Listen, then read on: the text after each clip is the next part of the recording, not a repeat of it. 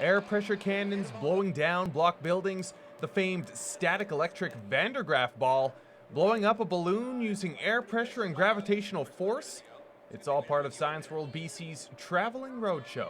It's basically all the funnest demos, the ones that we like to do the best, and we take them on the road so that kids here in Fort St. John can have the Science World experience without traveling all the way to Science World.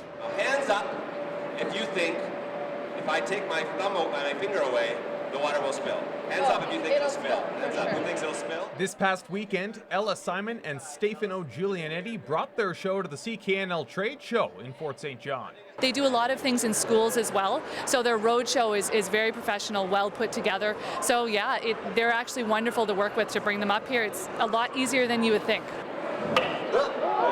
The oohs and ahs were in high volumes as countless fun and quirky experiments gave families a scientific treat.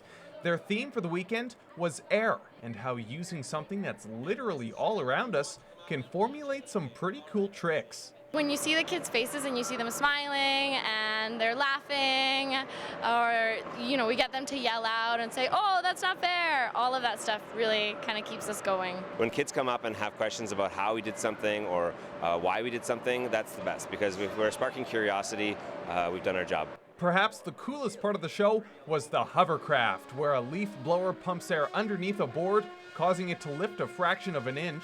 Therefore, the friction is decreased between the board and the floor, and we can actually push anything. And the most fun thing to do is a 5 to 10-year-old, and they love it.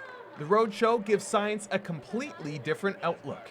It makes it interesting, captivating, and educational, and maybe inspire a young scientist to one day change the world. Mitch Bach, CJDC TV News, Fort St. John.